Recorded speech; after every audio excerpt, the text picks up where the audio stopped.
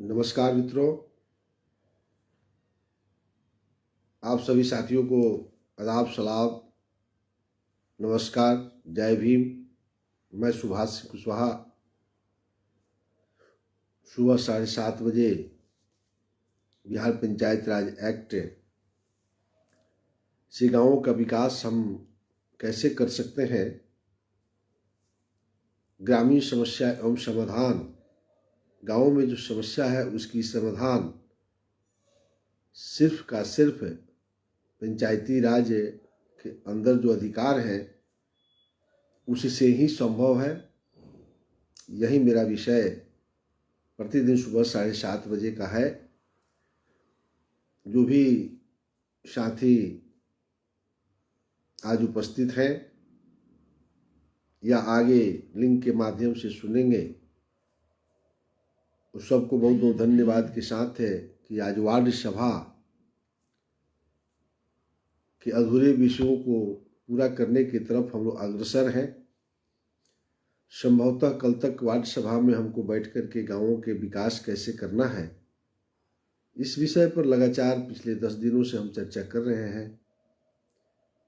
विषय समाप्त होने का नाम नहीं ले रहा है और एक तरफ बिहार के अंदर वार्ड सभा के प्रति आम लोगों की जागरूकता की पिछले वर्षों में, पिछले कार्यकाल में कमी देखी गई। इसको लेकर के मैं अपनी स्वयं की जवाबदेही लेकर, चूँकि हम लोग सरकार के, हमारी पार्टी की सरकार भी है, मैं जनता दल यूनाइटेड का बिहार प्रदेश का उपाध्यक्ष भी हूँ, दायित्व बनता है कि माननीय मुख्यमंत्री नीतीश कुमार जी के द्वारा जो भी योजनाएं चलाई जा रही है उसको धरातल तक पहुंचाने में हम सब की महत्वपूर्ण जवाबदेही हो। उसी जवाबदेही का निर्वहन करते हुए वार्ड सभा में जो माननीय मुख्यमंत्री नीतीश कुमार जी के नेतृत्व में 2006 में कानून बनाया गया था, उसके माध्यम से हम गाँवों का विकास की चर्चा करते हैं।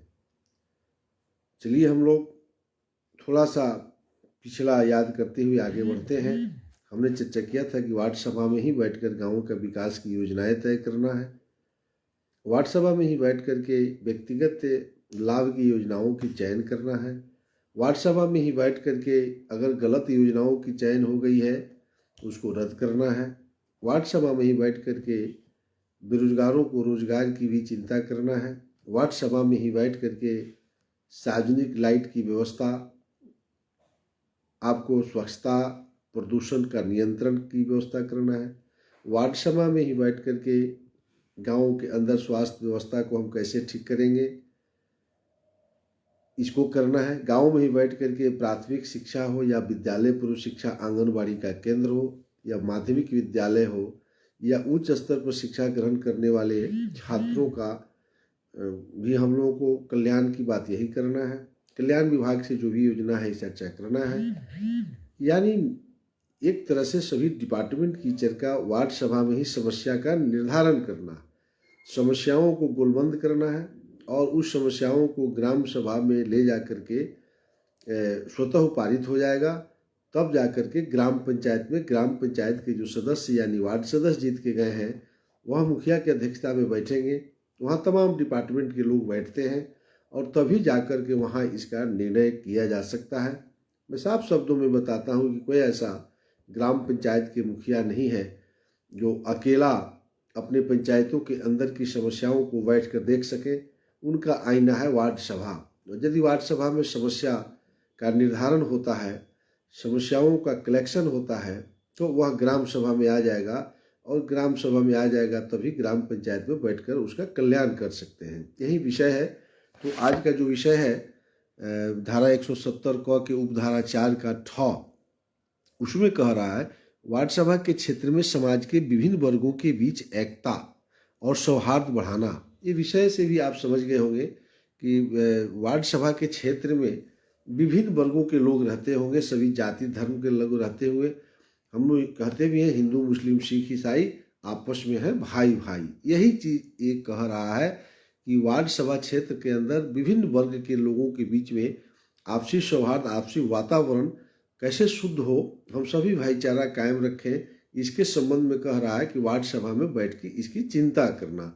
यानी वार्ड सदस्य और वार्ड क्रियान्वयन एवं प्रबंधन समिति के नज़र में यदि वार्डों के अंदर किसी समुदाय की झगड़ा होने की शुरुआत होती है तो जरूर किसी न किसी माननीय सदस्य को पता लग जाता है, तो तुरंत उस पर जो है बैठक करके उसको वहीं पर समाप्त करने का प्रयास करना चाहिए। जातीय विद्वेष जो फैलती रहती है उसको कैसे समाप्त किया जाए, कैसे वातावरण शुद्ध हो, इसको कह रहा है कि ये तभी संभव है जब वार्ड सभा में हम बैठ करके इस विषय पर भी हम ध्यान देंगे। लेकिन अगर सीधे मुखिया और वार्ड सदस्य पर आप छोड़ देंगे तो निश्चित रूप से ये 10-12 लोगों के बस की बात नहीं है और अकेला मुखिया से तो नहीं हो सकता है। इसलिए कानून बनाने वाला जो विशेषज्ञ है ये सब चीज़ पर ध्यान देते हैं। तो इसलिए ये कानून कह रहा है कि वार्ड सभा में बैठिए और वार्ड सभा में बैठ करके गाँवों के सभी जाति और धर्म के लोग, सभी के उत्सव में, सभी के शादी समारोह में, विभिन्न वर्ग के लोगों का पूजा पाठ करने की पद्धति अलग अलग है, एक दूसरे में भाग ले करके इस वातावरण को हम लोग आगे मजबूत कर सकते हैं। फिर कह रहा है स्थानीय लोगों की प्रतिभा को पहचान हेतु सांस्कृतिक उत्सवों एवं खेलों का आयोजन करना। ये देखिए कितना अच्छा विषय है कि आपसी सौहार्दपूर्ण वातावरण बना रहे, सभी जाति के लोग एक जगह बैठे, तो उसमें कह रहा है कि आप जो है स्थानीय लोगों की प्रतिभा को पहचान करना, यानी सांस्कृतिक कार्यक्रम करना। आप देखते होंगे कि गाँवों के अंदर एक से एक प्रतिभावान छात्र या आम लोगों में से, महिला में, छात्राओं में एक से एक प्रतिभा देखी जाती है।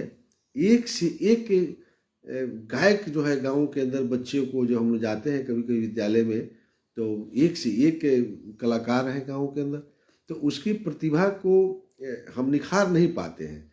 तो यदि वार्ड सभा के अंदर इस पर हम चर्चा करेंगे तो उस तरह से अगर सांस्कृतिक कार्यक्रम, कोई उत्सव मनाते हैं, साल में एक बार 2 बार करना चाहिए वार्ड के अंदर, तो इस तरह से प्रतिभावान छात्र जिस भी क्षेत्र में हो उनकी पहचान हो जाएगी।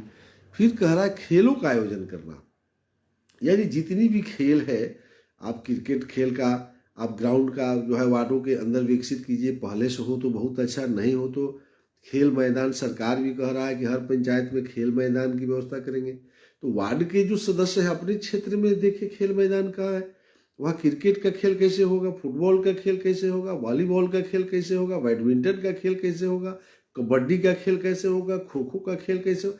जो खेल हमारे यहाँ हमारे राज्य में, बिहार राज्य में हो रहे हैं, उसके प्रति खेल डिपार्टमेंट भी है, लगा हुआ है। तो उस डिपार्टमेंट से तब ना आपको कोई लाभ मिलेगा जब आप वार्ड सभा में तय करेंगे, प्रतिभावान छात्र को खोजेंगे, खिलाड़ियों का चयन करेंगे। अब मान लीजिए एक ब्लॉक में जो है 15 पंचायत है, तो 15 को अगर ग्राम पंचायत के मुखिया अपने अपने वार्ड सभा, अपने अपने वार्ड में अगर एक एक टीम तैयार करते हैं, तो अगर 15 वार्ड है तो एक पंचायत में 15 को टीम तैयार हो जाएगा। फिर 15 को उस टीम को एक बार चयन करेंगे तो पंचायत का टीम तैयार हो जाएगा। फिर उस ब्लॉक के सभी प्रमुख के नेतृत्व में जो है सभी मुखिया बैठेंगे, पंचायत समिति के सदस्य बैठेंगे, तो हर पंचायत से एक एक टीम आ गया। तो प्रखंड स्तर पर उस खिलाड़ियों के बीच में जो है खेल का टूर्नामेंट कराया जाएगा, तो एक ब्लॉक में एक जीतेगा और फिर ब्लॉक भर के खिलाड़ियों से हम क्रिकेट का हो, फुटबॉल का हो, वॉलीबॉल का हो, इस सब पर लागू होता है, वह टीम प्रखंड स्तर पर तैयार हो जाएगा। यदि जिले के अंदर 20 प्रखंड है तो इस तरह से 20 जगह से 20 प्रखंड बन करके आ जाएगा। तो जिला परिषद के अध्यक्ष को इस पर काम करना चाहिए। तो 20 प्रखंड से आकर के एक जिला में कोई निकलेगा, लेकिन 20 प्रखंड से प्रतिभावान जिसके अंदर खिलाड़ियों को एक दम हो कि कुछ कर सकता है, तो एक डिस्ट्रिक्ट का टीम बन जाएगा। इसी तरह से बिहार भर के जिला परिषद के अध्यक्ष करते हैं तो हम लोगों को बिहार राज्य का एक सशक्त टीम बन जाता, यानी वार्ड के खेल जो है बिहार की टीम खड़ा कर देता है। तो वार्ड का विकास हो जाएगा, तो आप समझ लीजिए पंचायत का विकास हो गया, और पंचायत का विकास हो गया तो प्रखंड का विकास हो गया, और प्रखंड का विकास हो गया तो जिला का विकास हो गया, और जिला का विकास हो गया तो राज्य का विकास हो गया, और राज्य का विकास हो गया तो देश का विकास हो गया। तो क्यों नहीं ये ग्राम पंचायत के मुखिया और वार्ड सदस्य इस बार एक बार निष्ठावान बने, एक बार अपने कर्तव्यों के प्रति जो है जागरूक बने। तो ये कानून में तो लिखा हुआ है कि वार्ड सभा के क्षेत्र में विभिन्न वर्ग के लोग रहते हैं, उसके आपस में कैसे जो है संबंध स्थापित हो, किस तरह से वो एक होकर के सभी जो है बैठे, ये तो किताब में लिख दिया। तो ये हम लोगों को करना चाहिए कि स्थानीय लोगों को प्रतिभा की पहचान के लिए क्या करना चाहिए, सांस्कृतिक कार्यक्रम करना चाहिए, खेलों का आयोजन करना चाहिए। अब खेल में एक सबसे बड़ी बात इसलिए जोड़ा है इसको कि ये साफ कह रहा है कि विभिन्न वर्ग की एकता और सौहार्द बढ़ाने के लिए खेल जरूरी है, क्योंकि खिलाड़ी ही एक ऐसी जमात है। हम लोग भी खिलाड़ी रहे, फुटबॉल के खिलाड़ी रहे, माइनुल हक कब खेले हुए हम 7 वर्ष, हमको पता है। उसमें पता ही नहीं लगता है कौन हिंदू है कौन मुसलमान है, एक दूसरा को छीन के खा रहा है, उसके मुंह में से लेकर ही खाता है, इसके मुंह में से लेकर वो खाता है। जब जर्सी पहन करके खेल के मैदान में कोई जाता है तो कोई ना हिंदू दिखाई देता है ना मुसलमान दिखाई देता है, सीधे दिखाई देता है कि हम कैसे गोल पोस्ट के अंदर अपने गोल को दाग दे, कैसे हमारी टीम की विजय प्राप्त हो जाए। वहाँ तो कोई जाति नहीं है। इसलिए एक उदाहरण है, सांस्कृतिक खेल हो रहा है, नाटक कर रहे हैं आप गांव में, नाटक का खेलों का आयोजन होता है, कोई राजा बनता है कोई सिपाही बनता है। तो ये जब वहाँ हम पहुँचते हैं तो वहाँ लगता है कि हम राजा का रोल लिए हैं, तो कहाँ लगता है कि हम कुशवाहा है। सामने वाला अगर सिपाही रविदास समाज का है तो ये तो नहीं लगता है कि रविदास समाज का है। सामने रविदास समाज का अगर राजा है, हम सिपाही का रोल लिए हैं, तो कहाँ वहाँ लगता है। इसीलिए ये कह रहा है कि सांस्कृतिक कार्यक्रमों के माध्यम से, गान बजान के माध्यम से, खेलों के माध्यम से गांवों में विभिन्न वर्ग के लोगों के बीच में आपसी सौहार्द, आपसी वातावरण, आपसी सामंजस्य कैसे हो, ये एक में कह रहा है। अब इसको करने की जवाबदेही किसके दिया है, वार्ड सभा को। और वार्ड सभा का क्या है, वार्ड क्रियान्वयन एवं प्रबंधन समिति है। अब इतनी बड़ी जवाबदेही का निर्वहन करने के लिए बिहार के अंदर हमारी एक दिन और चर्चा कर रहे थे, और सही में जब हम पता किए तो ये बात भी सही आया कि वार्ड के सदस्य को कोई दलाल बिचौलिया जो पहले से सिखा रहा है कि गांव में फर्जी रजिस्टर तैयार करके हस्ताक्षर करा लो, 50 आदमी का हस्ताक्षर हो जाएगा, तो जो मन करे प्रस्ताव पास कर लेगा, अपने मन के लायक वार्ड क्रियान्वयन प्रबंधन समिति बना लो, तब न लूटेगा। तो यानी अगर फर्जी हस्ताक्षर करा के रजिस्टर बनाते हैं तो आपकी नीयत नहीं है कि गांव में सौहार्दपूर्ण वातावरण बने, सभी जाति धर्म का लोग एक जगह बैठे और गांवों के विकास की चिंता खेलों का आयोजन के माध्यम से, सांस्कृतिक कार्यक्रम के माध्यम से विकास योजनाओं को तय करना है, व्यक्तिगत योजनाओं के लाभ की तय करना है, गाँव के बच्चों को जज तक बनाना है, कलेक्टर बनाना है, IAS बनाना है, IPS बनाना है। यह सोच निश्चित आपका नहीं है। आपका सोच है कि मौका मिला है और कैसे हम लूट लें। अगर आपका दिल और ईमान साफ है, मैं साफ शब्दों में कह रहा हूं पंचायत प्रतिनिधि भाइयों, तो वार्ड सभा यदि होगा तब हम लोग मानेंगे कि आपका ईमान और धर्म ठीक है। इसमें राज्य सरकार तो कह सकती है ना। हम एक बार और कहा था कि पंचायत सरकार अलग है और बिहार की सरकार अलग है। अगर पंचायत सरकार बेईमानी करती है तो यह राज्य सरकार को दोषी नहीं ठहरा। एक मेरे मित्र कह रहे थे कि सरकार तो आप ही लोगों का है। उनके बिल्कुल है। देश में सरकार तो नरेंद्र मोदी जी की भी है, उसमें भी हम है, बिल्कुल है। तो पंचायत की सरकार तो निर्दलीय है, तो पंचायत सरकार में हम कहाँ हैं। अगर पंचायत सरकार गलती करती है तो उसमें जो है उसको भंग करने का अधिकार है राज्य सरकार को। राज्य सरकार गलती करती है तो राष्ट्रपति शासन लगाने के लिए केंद्र सरकार सक्षम है। तो 29 राज्य है तो केंद्र सरकार सक्षम है, तो 29 राज्य में राष्ट्रपति शासन काहे नहीं लगा देती है। ममता बनर्जी से बहुत झगड़ा है, नरेंद्र मोदी जी को तो लगा दे राष्ट्रपति शासन। उसका एक नॉर्म्स होता है, जांच होगा, अगर वैसा लगता है तो राष्ट्रपति शासन लगेगा। उसी प्रकार से ग्राम पंचायत अलग सरकार है और राज्य सरकार अलग सरकार है। राज्य सरकार का काम है ग्राम पंचायत को संसाधन देना, कानून बनाना था। कानून तो बन गया कि आपसी सौहार्दपूर्ण वातावरण कैसे होगा। माननीय मुख्यमंत्री जी तो अपने स्तर से प्रयास कर रहे हैं, लेकिन वार्डों के अंदर जो बैठा है वो तो सब देख रहा है ना, वहां तो बैठ करके इसको समाधान किया जा सकता है। तो इसलिए अगर ग्राम पंचायत सरकार गलती करती है तो राज्य सरकार को भी अधिकार है, वहां भंग करके जिला परिषद की सरकार कायम कर देगा। चुनाव होने तक वार्ड सदस्य मुखिया खत्म हो जाएंगे। धारा 160 पढ़ लीजिएगा।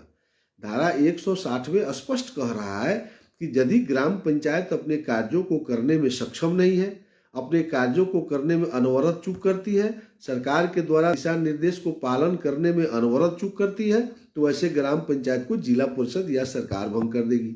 जिला परिषद को भी अधिकार है धारा 160 में ग्राम पंचायत को भंग करने देने का। तो कोई वो ग्राम पंचायत भंग होता है तो भंगा भंगी से सरकार चलेगा? पर अधिकार है तो भंग तब न होगा जब कोई व्यक्ति वहां से इसको लड़ करके ये प्रमाणित कर दे कि हाँ वहाँ की ग्राम पंचायत जो है अपने कर्तव्यों के प्रति निर्वहन में, अपने कर्तव्यों के निर्वहन में अनवरत चूक करती है, हमेशा चूक करती है, तो ग्राम पंचायत भंग हो ही जाएगा।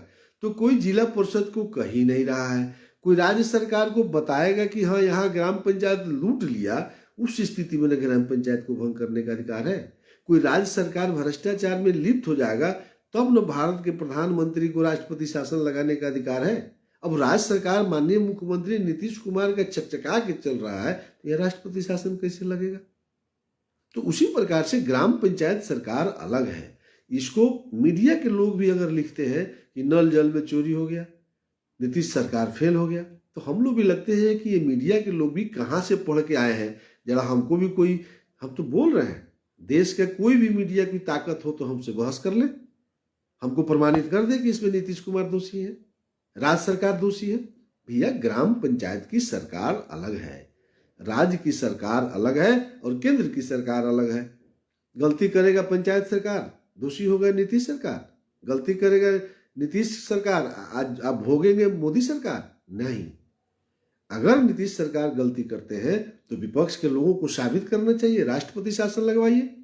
उसी प्रकार से यदि पंचायत सरकार गलती करती है तो आप कलेक्टर के नजर में या जिला परिषद के अध्यक्ष के नजर में सरकार का व्यक्ति बैठा हुआ है कलेक्टर, और त्रिस्तरीय पंचायती राज का मालिक बैठा हुआ है जिला परिषद का अध्यक्ष।